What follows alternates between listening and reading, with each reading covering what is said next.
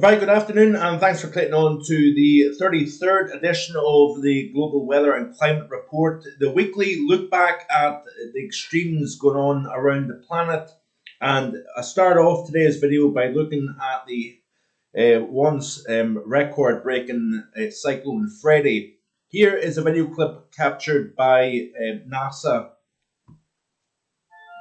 Tropical Cyclone Freddy has become the longest-lived named tropical cyclone ever, beating out Hurricane and then Typhoon John back in the 1990s.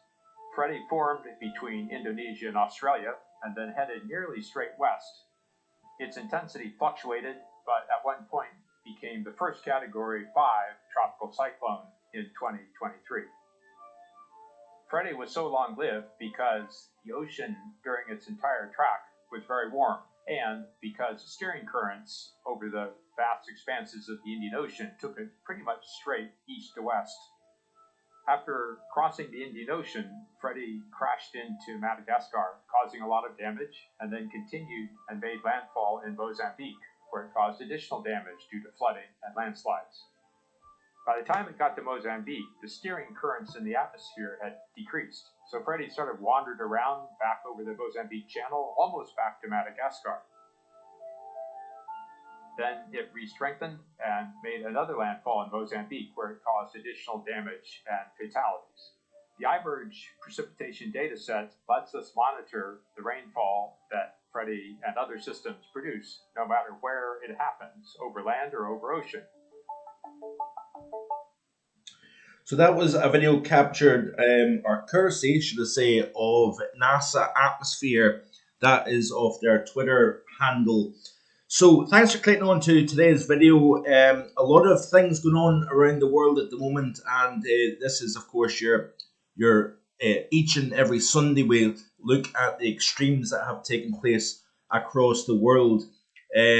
Snow across California has, of course, been grabbing major headlines, and we are seeing an approach of all-time record snowfall in parts of California. This is off the Central Sierra Snow Lab, and you can see here that the record still remains at 812 inches during the 1951-52 season, and basically 2022-23 ranks third place in terms of the records, which date back to 1946. Now, there is several locations within the Sierra Nevada that has now exceeded 600 inches of snow for the entire season, and these are totals here of one particular article, and we've got Sugar Bowl standing at 695 inches for the season, Kirkwood Ski Resort 648, Heavenly 530 inches, Palisades 662, Mount Rose 600, and North Star 608 inches. So it looks as if we are seeing 215% above average snowfall for the state in generally since as of the 1st of April, I believe that is, and we are still seeing an atmospheric river situation across the west coast at the moment. We are seeing continuation of flooding rains anywhere from San Diego all the way up to Crescent City in the northwest coast of California. And of course, with significant elevation, we are seeing the continuation of heavy snowfall. So we will continue to monitor the situation over the next couple of weeks here when we start to kind of pull out of the weather pattern that delivers, of course, the heavy snowfall in the high elevations. I believe the record for heavy snowfall, I'm pretty sure Kirkwood has received upwards of 900 inches in the past.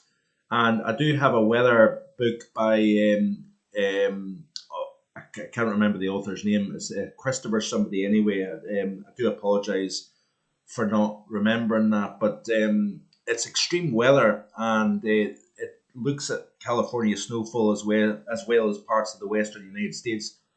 And I do think it's some of these totals, as extreme as they are, still fall short of some stations within the Sierra Nevada in terms of total snowfall. So, but we will continue to look at the situation in California over the next couple of weeks before the final totals are calculated. This is a tweet by Extreme Temperatures Around the World. I look at his feed every week. Tends to, along with Thierry Goose, based in Canada, look at these Twitter accounts in particular because they are very good at looking at the global picture and extremes in terms of rainfall, dryness, and temperature in particular. But he goes on to tweet here. This has literally just been put out by Maximiliano, and talks about the mid-March checkpoint. Very, very warm global temperatures at the moment here.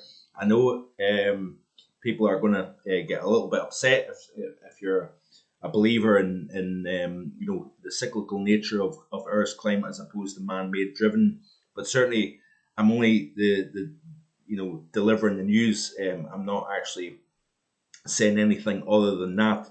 But he talks about the world temperature anomaly according to the JRA 55 reanalysis here. We are talking about a very warm temperature at the moment here globally. This is a dramatic rise compared to the plus 0.19 Celsius above average globally for the month of January, plus 0.24 during February. And Asia staggering anomalies carry a big weight of that. So basically, the amount of warmth that we're seeing over Eurasia at the moment is jacking up the global temperature really, and that of course is quite interesting.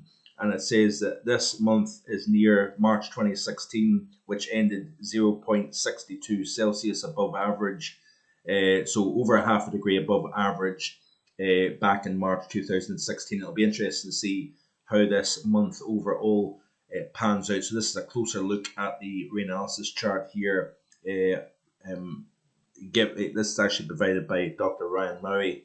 So quite an interesting tweet, that's for sure here.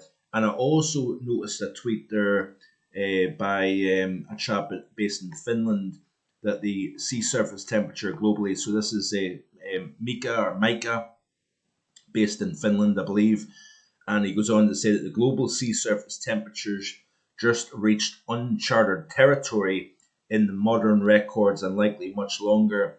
And of course, we are looking at the potential for an El Nino developing later this spring and into the summertime. And of course, if you haven't already done so, check out my most recent videos. I talk about the potential for that El Nino developing and how that may affect the UK and Europe for the upcoming summer season. But yeah, basically, this is pretty much saying that the global sea surface temperature combined for the entire sea surface temperature of the planet is at the warmest levels on record. And of course, one could argue that the sea surface temperatures have been warmer in the past. I don't necessarily personally believe that this is the warmest we've ever seen in terms of record that have been kept. This is based on what we've captured, since records began. But those records don't extend back thousands and thousands of years, do they? So how do we know what happened way back, say 2,000, years ago? So this is why I still struggle with the climate change and the man-made aspect of climate change. Like I say, it's just my opinion. Don't shoot the messenger. That is my opinion, and I'm only showing you exactly what I'm seeing here with regards to both what's happening on land as well as what's happening out at sea as well here. Back to California. Snowfall at Donner Pass now third highest on record. So like I say, as much as we've got a lot of attention on this snow situation across California at the moment here, we have seen bigger years, and I have to emphasize that point as well. But it'll be interesting to see what happens when all is said and done with regards to the amount of snow that we see. Some stations will see the most ever recorded, whereas others will probably still fall short of that here. Big thunderstorm situation going on in parts of northern Thailand, as you can see here. big thunderstorms blowing roofs off buildings in the north of the country, as you can see here. Snow totals across the northeastern half of the United States, very, very low. Most locations running in the bottom 10 lowest snow seasons, with Buffalo, New York being the exception, 5th snowiest on record. Isn't that quite interesting how we've got a northeast corridor with very, very little in the way of snow? We've seen upwards of 40 inches of snow falling in parts of New England actually in recent days, so goes against the grain, so to speak here. Look at this here. This is the Chichahana Desert. Is that the right pronunciation?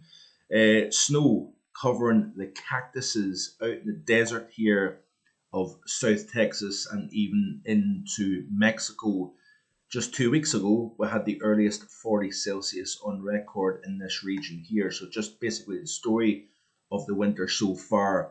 This was a scene in the Catalonia region of Spain, where we have a significant drought situation going on here. I believe it's the worst since the early to mid 90s, where the extremity of the drought situation in this part of Spain is quite stark. Hopefully, El Nino can deliver some significant rainfall as we go forward. Good friend Gavin Partridge just updated his third summer 2023 update. Check that out if you haven't already done so, and keep tabs on that here. France, this is off Weather Climate Service. France seeing beneficial rainfall this month. Some good drought relief as a result of Atlantic blocking. This lines up nicely with typical March to April lingering effects of the late winter stratospheric warming situation. Another example of why we follow the stratosphere closely.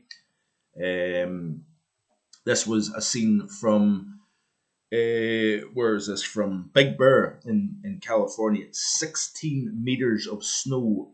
Nicely, a very nice visual here of what 16 meters of snow looks like. This is, of course, the picture of that very section of the cable car, and you can see that the snow is almost to the top of this here. So remarkable stuff. I'm not downplaying by any chance the snow in the Sierra Nevada, but I'm merely saying that we have seen big years in the past when it comes to snowfall in California. Helens Bay on the north coast of Northern Ireland reached the highest temperature of the year so far in the last couple of days at 16 Celsius, as you can see here. Let's have a look and see what else we can find here.